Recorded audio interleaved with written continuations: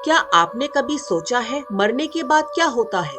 क्या आत्मा तुरंत स्वर्ग या नरक चली जाती है, या वो यही कहीं हमारे बीच अनदेखे रूप में भटकती रहती है? गरुड़ पुराण बताता है कि मृत्यु के बाद की 13 रातें आत्मा के लिए सबसे निर्णायक होती है।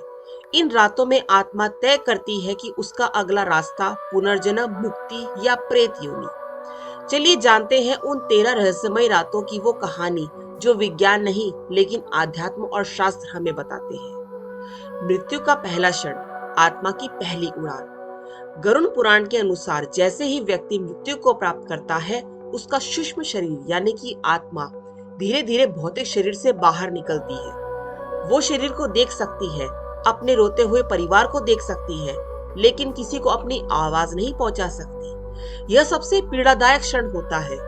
आत्मा असमंजस में होती है, क्या मैं अब जीवित नहीं?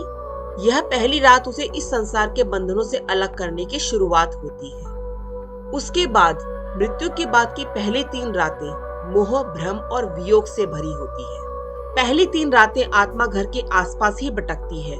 घर के कोने कोने में वह अपनी उपस्थिति दर्ज करती है। कभी पंखा अपने आप चल जाता है, कभी कोई दरवाजा धीमे से खुलता है। ये आत्मा के संकेत होते हैं। इन रातों में आत्मा सबसे ज्यादा मोह में होती है, अपने बच्चों से, जीवन साथी से, अधूरे कामों से। वो छोड़ना नहीं चाहती, और यदि इस मोह में आत्मा अटक जाए तो वह प्रेत योनि में चली जाती है। चौथी से 7वीं रात यमदूतों का आगमन और प्रारंभिक कर्म लेखा होता है। चौथी रात से आत्मा के लिए कठिन परीक्षा शुरू होती है। यमदूत उसे उसके पुराने अच्छे बुरे कर्मों को याद दिलाते हैं। वो आत्मा को उसके जीवन के हर एक पाप और पुण्य का आभास कराते हैं। इस दौरान आत्मा को गहरी पीड़ा होती है। जिसने जीवन में दूसरों को कष्ट पहुंचाया हो, उसे अब खुद को सब अनुभव करना पड़ता है। यह दौर पूरी तरह से मानसिक शुद्धि और आत्म स्वीकृति का होता है। 8वीं से 10वीं रात प्रेत योनि का द्वार। अगर आत्मा अभी तक स्वयं को डिटैच नहीं कर पाई है, या जिनका मृत्यु काल में अंतिम संस्कार विधित्व नहीं हुआ, वो आत्माएं प्रेत बन जाती है। इन रातों में ही प्रेत बनने का निर्णय होता है। गरुड़ पुराण कहता है, जो आत्माएं क्रोध, लोभ, ईर्ष्या, अपूर्ण इच्छाओं से भरी होती है, वो बार बार उसी लोक में लौटने पर मजबूर हो जाती है। इसीलिए गरुड़ पुराण में इन दिनों श्राद्ध, दान और पिंडदान की महत्ता बताई गई है। अब आगे 11वीं और 12वीं रात, न्याय और यात्रा की तैयारी। अब आत्मा के लिए अंतिम निर्णय की घड़ी आती है। 11वीं और 12वीं रात आत्मा को यमलोक के लिए तैयार किया जाता है। उसका सूक्ष्म शरीर और अधिक सूक्ष्म रूप में आ जाता है, और वह 4.5 लाख योनियों में से किसी एक के लिए भेजने के लिए तैयार की जाती है। इस वक्त किया गया तर्पण और ब्राह्मण भोज आत्मा को शक्ति देता है, ताकि वह अपनी अंतिम यात्रा पूरी कर सके। आगे 13वीं रात, आत्मा का निर्णय और मोक्ष का द्वार।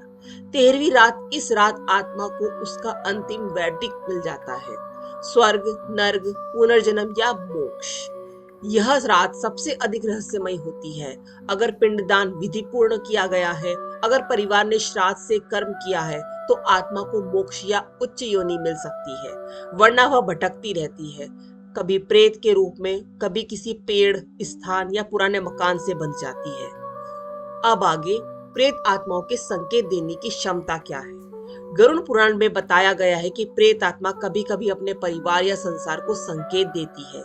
अचानक किसी की मृत्यु का पूर्वाभास होना, सपनों में दिवंगत व्यक्तियों का आना, घर में अचानक से भारीपन महसूस होना, पालतू जानवरों का असामान्य व्यवहार, यह सब आत्मा की उपस्थिति के संकेत होते हैं। प्रेत योनि से मुक्ति कैसे मिले? गरुड़ पुराण कहता है, श्रद्धा और कर्म का संगम ही आत्मा को शांति दिलाता है।